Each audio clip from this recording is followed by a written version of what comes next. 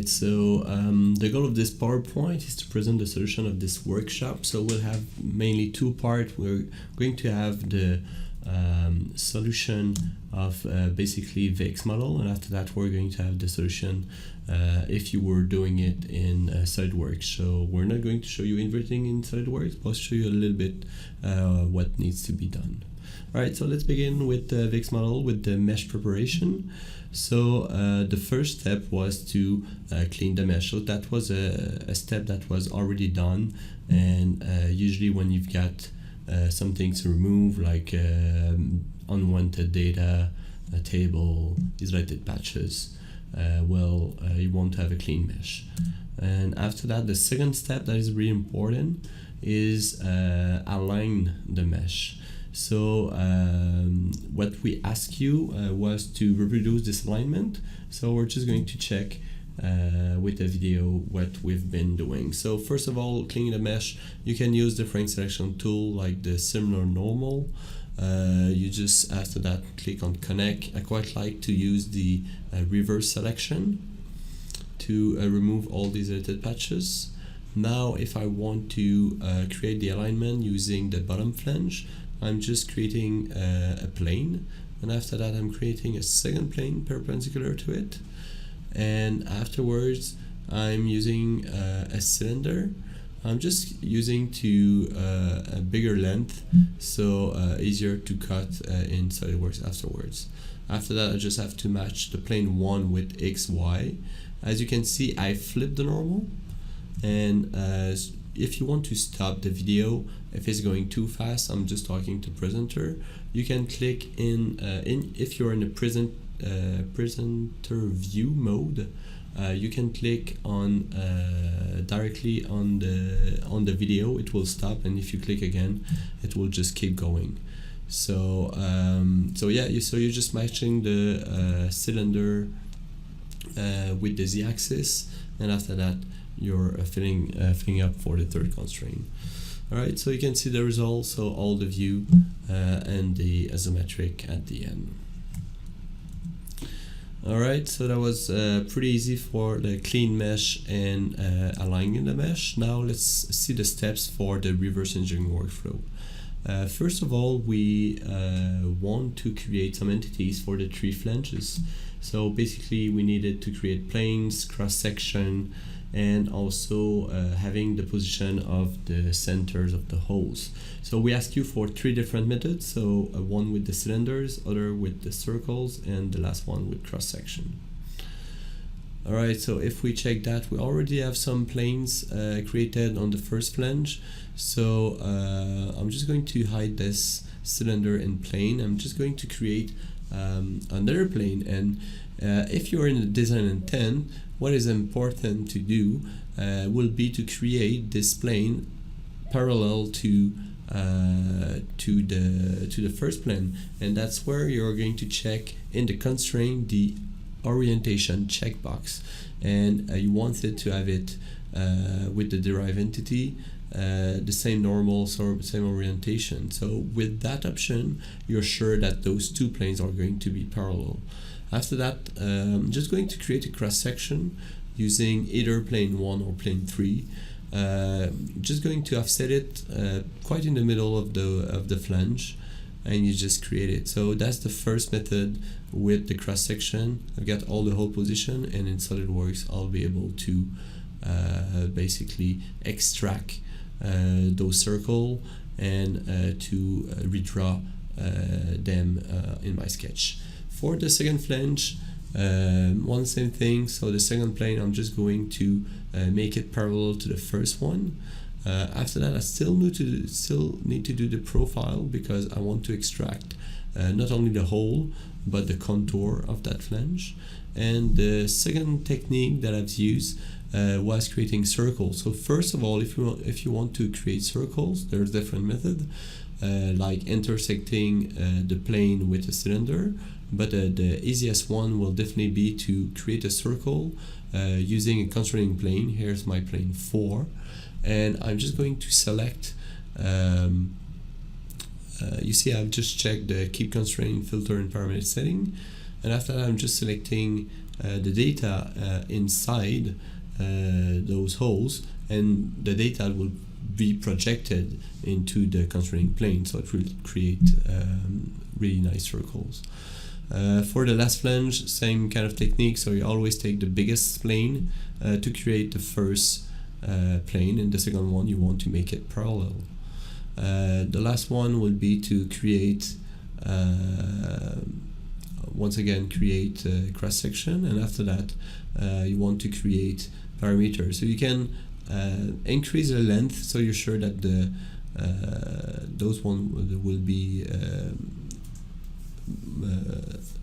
higher than the actual profile, and that's basically how you do it. We could have done also the cylinder perfectly perpendicular to the plane, which would have been a good idea. I think we just forgot in that video. All right, so let's create entities for the junction part. First of all, we needed to create cross section that follow the change in shape, and after that, having the information for the waste gate access. All right, so what you can do is you can decide to create some plane offsets exactly where you get the junction part and where it change its shape. So that's one thing I like to do, so I can really have the planes parallel, and after that creating cross section where I can see that it changed shape. So we're just going to play with that with cross section. I'm creating another cross section in the middle, and after that a last cross section, just so I have a couple of cross section, and I'll be able to work with that in SolidWorks, and we'll see that a little bit later. For the waste gate access, we just need to create a cylinder from the outside, and after that, if I want to create a cylinder from the inside, I just want to make sure that the axis is the same, so those two are really parallel, and that's the way to do it. So once again, you want to make those cylinder a little bit bigger, so you'll be able to cut them with the flange really easy. Alright, so now that's where the fun begins. It's create entities for the pipe, creating a surface. So first of all, we want to isolate that pipe. There's different methods, but alright, so the easiest way I think would be to use the sudden change here. So basically you click on sudden change, you draw the selection, so it will increase the number of layers, and after that you copy the mesh. So when you copy the mesh, we're just going to work on that pipe, so you don't need to duplicate. So the copy function is really useful. I quite like to rename the new mesh, so I know that this one will be my pipe number 1. And after that, I just click on show only selected. I'm cleaning the mesh, so I'm just getting rid of bad triangle. Also increase the spike levels, so make the pipe a little bit smoother. Afterwards, second part will be to fill the holes, and with different method, and after that also clean the mesh. One thing that I quite like to do is to use the boundary selection. So the boundary selection will basically select one layer of triangles, and I just grow the selection a little bit, so it will just be able to get rid of those bad triangle, because if you've got good surface and no surface, the in-between means that you might have not really good triangle. So you just want to get rid of those bad triangle, because after that you don't want that the algorithm for the hole filling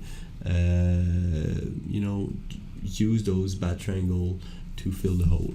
So that's a good technique, just removing those bad triangle, grow the selection a little bit, remove those, and after that you can enter the hole filling. Fill those one with one that makes sense to fill with the hole. After that, partial, So you just need to click 3 point, as you already know.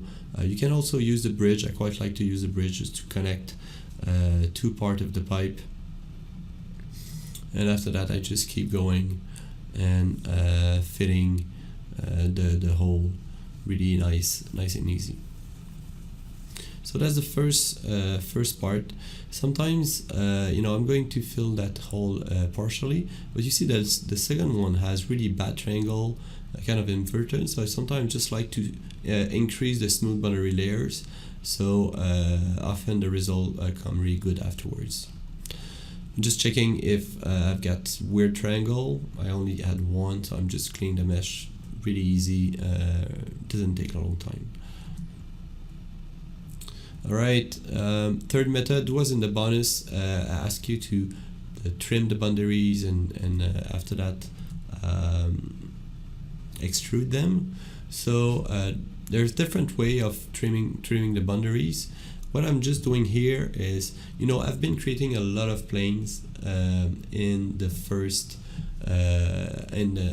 mesh. So what I can do is I just select them all. So Control and Shift, and after that I right click and I click on Send To. Actually, Send To is going to copy those entities to the mesh that I'm going to select. So it's quite useful because after that I'll be able to use those mesh in my pipe number 1.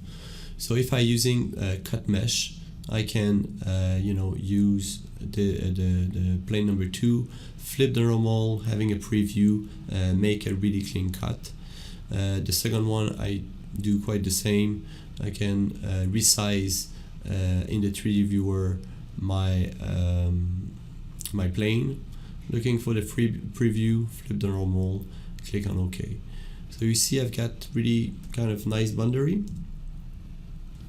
After that I would like to edit them, because you probably noticed that one of the pipe extremities was a circle, the other one was an oval. So what you can do is you can choose edit boundary, and in the edit boundary mode you've got to fit to entity. So I'm just going to make sure that I've got a circle, and you see that I'm going to put the analysis layer to 3, and if I click on apply, you see that I've got a message that says the selected boundary is too far from the entities. Increasing analysis layer might improve the result. So what it does is that if I want to have this circle put into a lot of layers of triangles, what I can do is I can put the analysis layers to a maximum, which is 100. And if I click that again, look at the result, you can see that the pipe become a circle for quite long distance. I can do the same thing with the oval, and once again it will make a perfect oval for quite a long distance on the pipe. So it make it really quite clean for pipe, and it make a really good result for those who didn't know that we could do that. After that, extrude boundaries. So extrude boundaries, you just want to make sure that this pipe is going to really be able to be trimmed by the flanges. So I'm just going to make sure that I extrude them correctly. I'm going to do that with the other boundary of the pipe. Make sure that it's long enough. I'm going to extrude it, but when I do so, you see the transition. I don't like it so much. So what I like to do is I like to use the diffuser button. So just selecting around, just make a smooth transition for those pipes. I do the same thing with the welding. So again, I want to get rid of the welding, because I want to have an auto surface that will be really clean. So I'm just going to keep going with that and make sure that I have quite a nice mesh. And afterwards, what I can do is I can remove all the spikes to remove all those fittings, and do a little bit of smoothing on my pipe. So I'm pretty sure that I've got a nice mesh prepare for the auto surface, and every time that you want to make an auto surface, you want to check if you've got no bad triangle with the before doing the auto surface. Alright, afterwards it was still in the bonus. We wanted to offset the mesh and flip the normal, which is quite easy to do. You're just going to offset it, make sure that you keep the original mesh. It's going to produce a new mesh with to produce a thickness. So this mesh, I'm just going to rename it, and I just want to make sure that I've got the good normal. So it has the same normal, but actually I need to flip it, so I just need to one more click, and after that I'll be ready to create surfaces. So I'll need to create surfaces for each of those two pipes. I've decided to change the number of patches and number of control point, because if you leave it as the default value, it will create a lot of patches, a lot of control points, and the highest number of patches, the highest level that you will have. You'll see that the result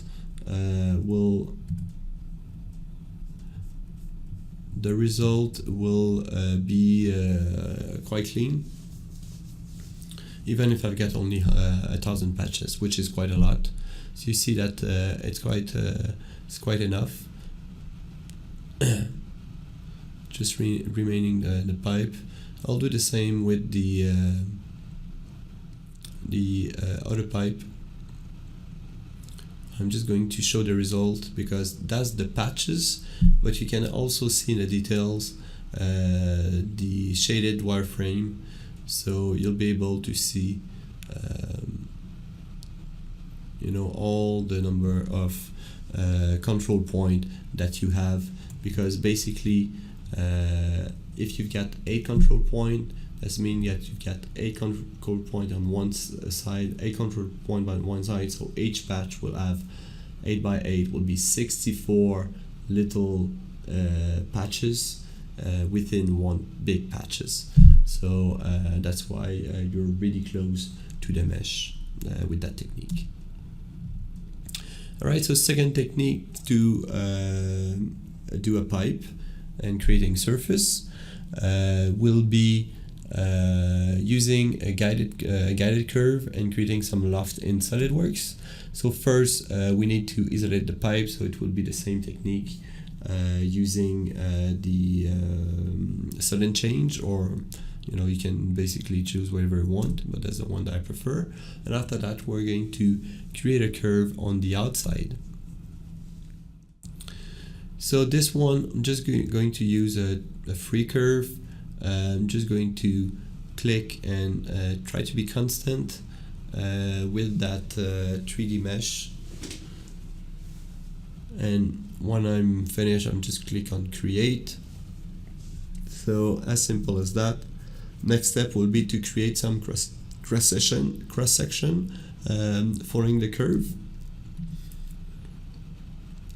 So to do so, I will need to create cross section, and the best technique will be to really choose the building mode along curve and choosing my curve number 1.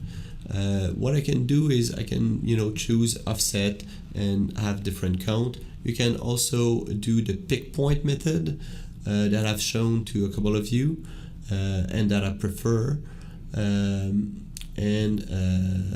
after that change the spacing. But one thing is, you can see that right here I've got a cross section that is not really along the curve, and that's because I've got this plane creating cross section right here. I don't want that cross section. So a really good technique, and people don't really know that, is every time that you've got a selection tool, that means that the selection could be applied to that mesh. So you see that if I'm going to create a selection, those three cross section, or I'm just going to create three cross section because of that selection. So a good technique here will be to do 2 different cross section. The second one will be like this one, and just selecting the other half of the pipe, and you see that I've got 2 cross section, and with that I've got a really nice and clean mesh. Alright, so the last thing that I've got to do for those who have SolidWorks, just need to transfer. So the big difference between live transfer, and you know that you can click on transfer to SolidWorks or right click transfer to any of the other CAD software. You need to have a good version installed, and is going to send it. If you already have a SolidWorks part open, is going to transfer it to onto that part. So you can do back and forth, and you can do this transfer entities many times. And what is important is that when you're in SolidWorks, you'll see that my 3 view, I've got circles and planes and profile. And what is good using live transfer is that I can edit all those sketches. So I can go back, and if I've got circles, I can change I can double click on the sketch. I can change the diameter of those circles. So I can really edit what I've been transferring. So if you compare to doing an export in iGest and re-importing them in a CAD software, they will be what we call dead bodies, so you cannot do anything with it. So that's really a good technique doing that. Alright, so now let's talk about the reverse engineering that can be done in SolidWorks. So there's many ways of doing it in SolidWorks, as you might know. So let's check the general workflow that could have been done. We're going to begin with the flanges. So basically we need to you need to know that the profile created in PO VXmodel is more a guideline that we use to resketch a new profile. So the cross section that you send, you really use it to resketch over it for a design intent. And that's really important to know that the imported profile is not perfect, and it's come from a real scan part, and the real objects are never perfect. Also, we want to standardize the sketch, so the length, the radius, the hole diameters, etc., just in order to minimize the manufacturing cost. Alright, so for the flange one, in the first video we'll need to choose a constraining plane for the cross section, and after that we just convert that cross section as a constraint entities, and it helps a lot after that to make the sketch. So we're using the plane. We're just going to select the chain, which is basically the profile, and just send it to that plane. And after that, I just change it to a converted entities. So after that, it's quite easy to redraw over it. So we need to sketch over the imported profile. And after that, we just have to keep in mind that we're doing a design intent for manufacturing. So that's why that in that specific profile, I'm just going to add a lot of lines, make sure that everything is symmetric. I'm using different function. If I make a circle, I want to make sure that they've got all this the whole diameter. You see that I'm making kind of everything symmetric. Also, if I'm going to use curvature, I want to make them all the same radius.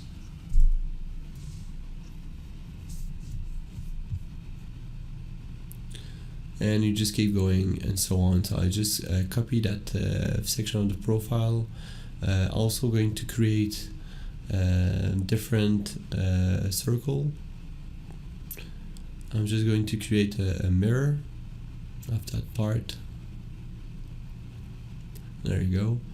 And after that, I'm just going to trim pretty much everything.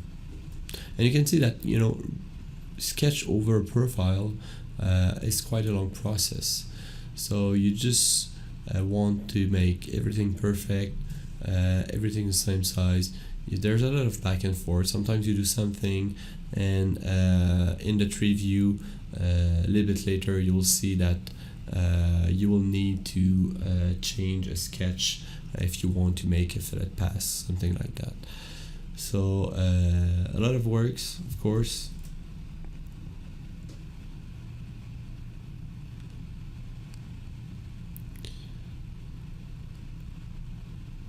And you see that I'm just going to add some constraint, make sure that all you've got all of them. So we can keep going like that for quite a long time. And when my profile is drawn correctly, we're just going to extrude it to the parallel plane. So this part is quite easy to do. So, you know, I've been adding a couple of constraints, make sure that the holes are all in the same line. I'm just going to use the extrude function.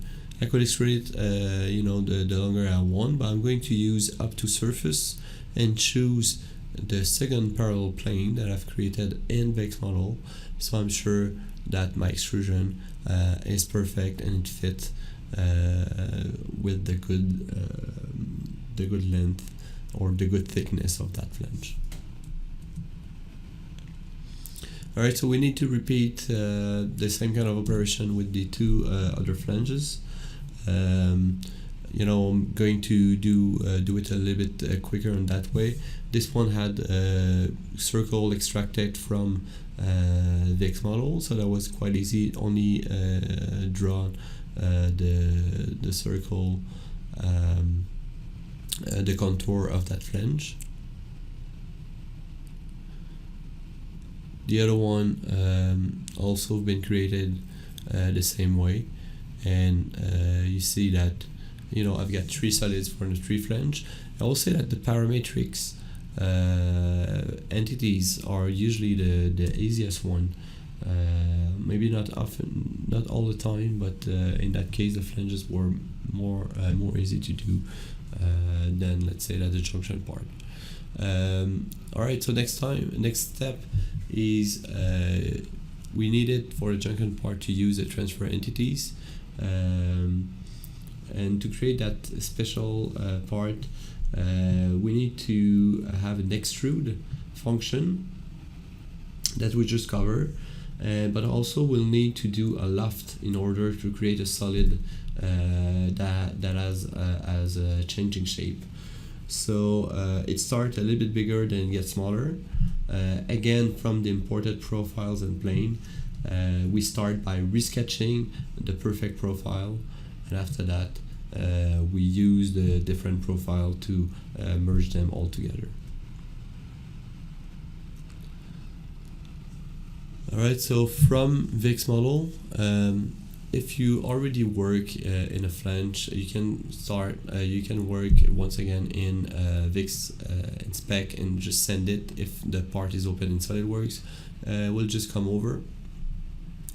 I'm just going to already did the extrude for this one, you know, making symmetry and everything, so the same kind of technique.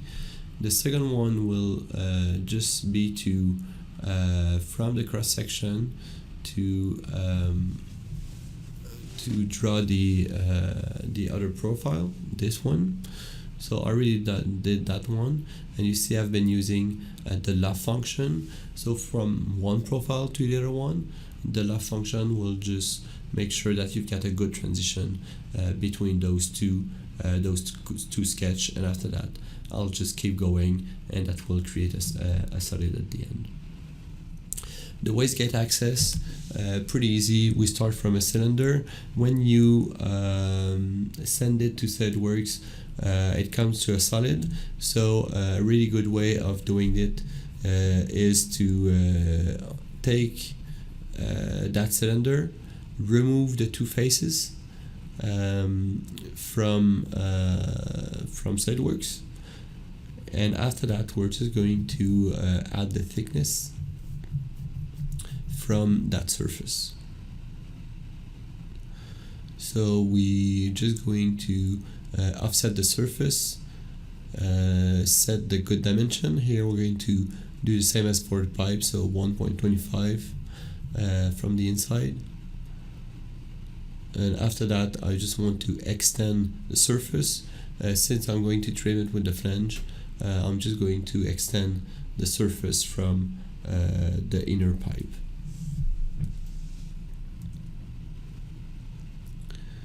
After that we just need to trim with the top flange, so just to see how it looks and how easy it is inside the works, we need to use what we call the intersect function.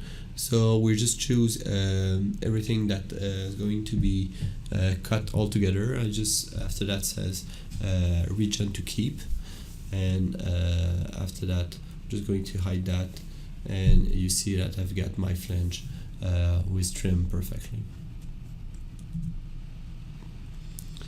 Alright, so if we want to finish this junction part, we want to turn it into one solid part. So you see that when I'm doing a loft, it creates a solid, so I will have to trim the other flange once again, and you see that will be the same kind of technique. So basically if we go from left to right, I'm just going to remove some faces, add some thickness, extend it a little bit, cut with the flange, and after that I just merge pretty much everything together. Same thing when I will import the surfaces created in VXmodel.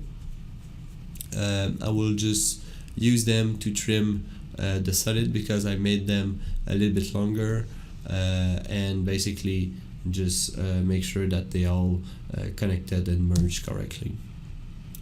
The second technique is that we've been asking you to do was to using a guided curve and some cross section created in VXmodel.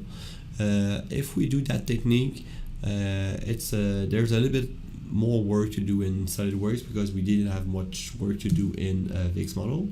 So you see I've got my different profile, and one thing that is important to do is to create a perfect circle with the cross section.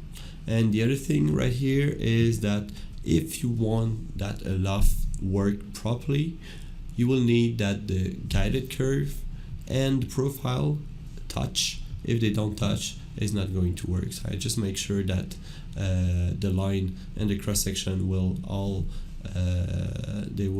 all touch. But you see that for each cross section I will have to draw a profile, which can be quite long if you get a lot of cross section. So you got to be careful with that. The last one is the oval.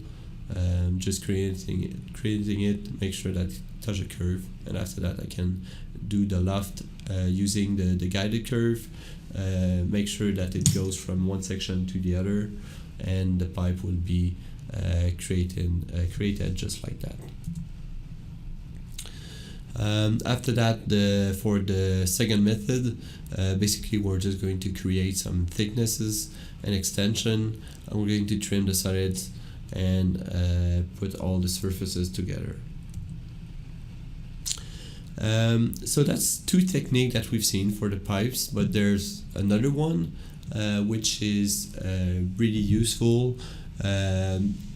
We don't have the option in VXmodel, and it's coming in I don't know when exactly, but in probably 1 year or two. It will be to extract the center line or the neutral axis of the pipe. So that's something that is a little bit easier to do in SolidWorks afterward. That's something that could be extracted in Polyworks using the spline entities. That's something also that could be done in DesignX. So that is called the sweep wizard. So basically it find the sketch of the pipe, and after that it create the curve of the path, and after that you just need to sweep. So basically you sweep the profile over the neutral axis, and it will just create the pipe itself. Alright, so we've been talking about a specific mesh doing a hybrid model, but you know, the other reverse engineering method, if we compare the solid method and the surface modeling, if we start with the solid method, you will need to create the structure by revolution in that specific example. You will need to design one blade, and from one blade you'll see that we've been creating different profile and using a loft and extending it. And when the blade is created, what you can do is you can just duplicate the plane using a circular pattern. You add some detail in the center, and that's how you're with revolution and patterns you're going to build that CAD model. So that will be a technique that is commonly used in reverse engineering. The other technique is the surface modeling. If you're doing surface modeling, instead of creating solids, you're creating a lot of surface that can be created by revolution, extrusion, and after that it's a little bit more complicated, but for in between freeform shapes, that works quite well. You will need to do some sketching and do a lot of trimming between those surfacing, because when you get a lot of surfaces, when all the surfaces are closed, basically they're going to create a solid. So different operation for different purposes, but that another technique that can be used. You know, we've been doing reverse engineering for, you know, quite easy part. There's other software on the market, so you probably know Geomagic DesignX. So that comes from 3D Systems.